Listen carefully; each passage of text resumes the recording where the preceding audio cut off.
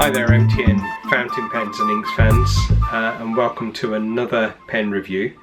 Today I'm going to review a pen that I bought from a European pen seller, lacouronneducomte. I believe they have an actual physical shop as well as an online presence, and I've bought a couple of items from this seller in the past, and really sort of impressed by the level of service and also the packaging that your order comes in. Every item that you order is gift wrapped in their own branded wrapping paper and ribbon, and it just makes that experience of receiving something from them even more special. So the pen I'm going to review today, which I bought from them, and it was Dennis that I was dealing with at the pen shop, is this pen. Well, this is the box the pen comes in, so many of you may recognize it straight away, but you can see the finish of the box. Focus is this sort of faux crocodile finish in a sort of a burgundy finish, and it's almost like a coffin. You can see from the end here it's got this sort of curved top, so quite a nice pen box, quite a big pen box as well, spring loaded. And first of all, I'll just take out, it comes with this bookmark, and this may give it away for many as well. What's in there? If that will focus, will it focus? Here we go. So this is a bookmark showing, stylizing some of their pens that this pen company does, and actually I'll show you on here the inside, and there you go, it's Edison Pen Company. And the pen that you may have seen in there is this lovely pen here. It's a Persimmon Swirl finish, and it's the Edison Collier, and I went for the medium nib. Now this is my first Edison pen that I've got. I've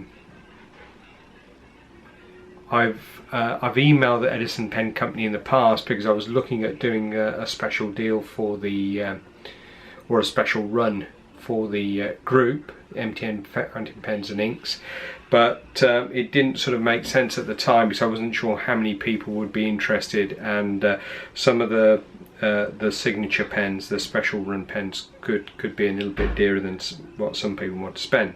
So I thought I'd try out an Edison pen first, and this is from their production line. And as I said, they have a signature line which have various finish types, styles, and even filling mechanisms. This is a cartridge converter pen, and it's from their production line, and it's their production line pens you can buy from other resellers. So let's have a quick look at the pen. Like I said, it's the Persimmon Swirl. I'm not sure if the camera will pick this up, but it has a slight translucency, so you can see the nib and section in the pen. But if you just look at this lovely sort of orange and swirly finish acrylic, it's not injection molded, it's a block of acrylic that this is then turned from. And I must say the fit and finish of this pen is really beautiful, really lovely and smooth. It's got a gold clip, as you can see, and the only place that you really notice a seam is where obviously they've put this cap on, so that the clip has gone on and this is screwed, but it's a really smooth finish. You can't really feel it, but you can tell that they're two different pieces where it doesn't quite line up, but doesn't bother me. It actually looks really nice. And you can see at the end of the finial, from here you can see it's a slight dome, nice and smooth, nothing else at the end there. And at the other end of the barrel, it slightly tapers in. It's quite sort of pointed finish, and that you'll be able to see there. The barrel itself, you can see, it's a sort of a cigar shape, but it's slightly tucked in here by the cap, flares out ever so slightly, and then tapers away here. And the same for the cap. Now, I'll just have a quick look inside. The section, which I really like, is finished in the same material as the rest of the pen, so that really does make it look very, very nice. The threads are quite high up, and they're not. They don't sort of bother me when I've been writing. I mean, I normally hold the pen on the section like so. But even if you were to hold the pen higher up, if that's what your preference is, I don't think it would cause any problems. And then the step down is here. Again, I'll just see if I can focus in on that.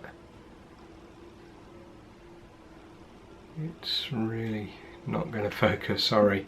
But where the step down is for the pen here, it's really well smoothed off. It's not at all sharp, so even if you held it further up, it shouldn't cause you a problem.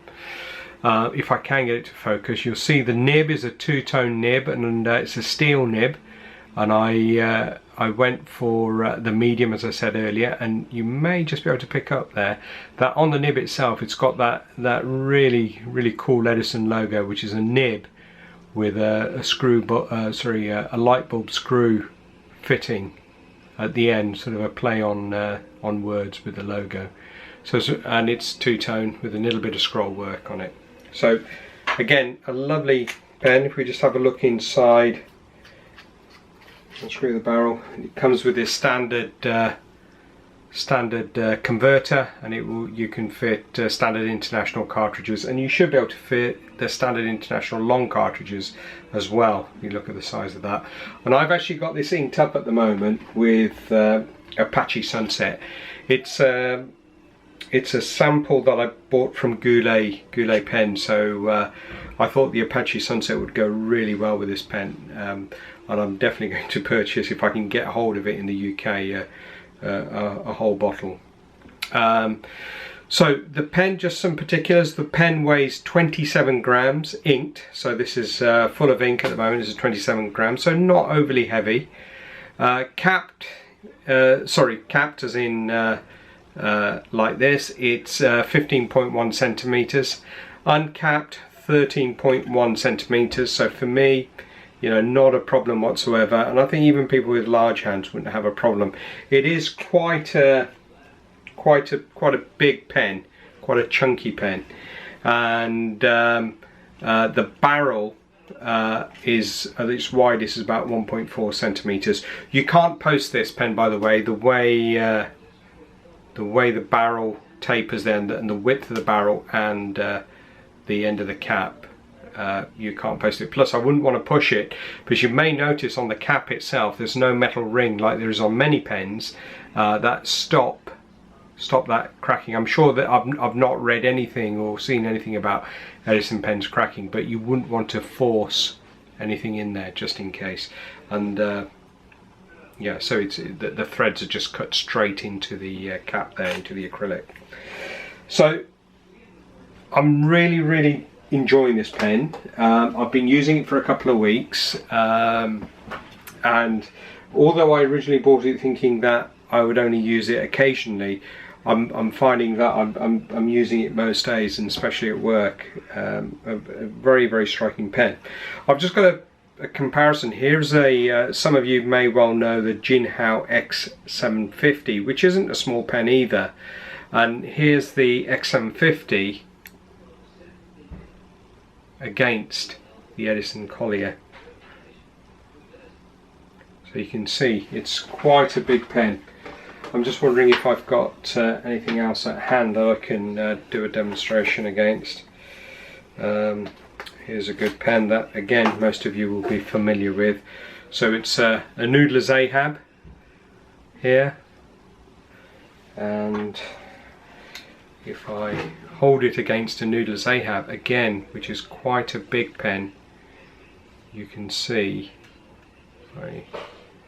that the Edison is definitely quite a chunky pen. So really nice pen.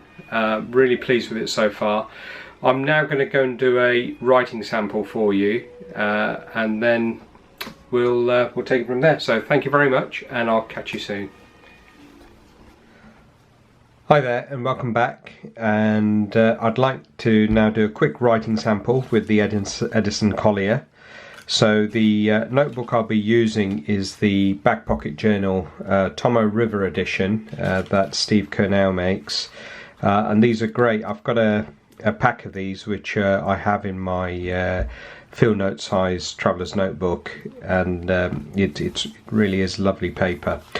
I'm also using this line guide here, the line guide which I downloaded from Ray Blake's website. I printed it out and then laminated it just to make sure it, make it a little bit more durable. And as you can see, because this paper is quite thin, you can see the lines quite clearly. So this is the Edison Collier, and it's a medium nib. And it's a steel nib. The pen is steel, so that you don't get too much line variation. Here's the line, or here's the line width without much pressure, and then if I just give it a bit more pressure, you can see I can get a little bit more variation from it, but not so much. I wouldn't want to give it too much.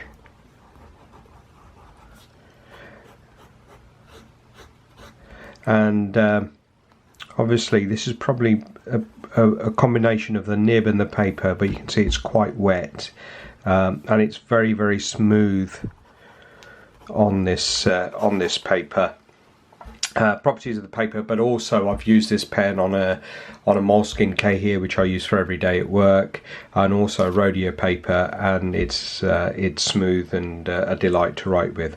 So this was my quick review of the Edison Collier Persimmon Swirl, a pen I really enjoy using. So if you have any comments, please leave them down below, and also like and subscribe. Thank you very much.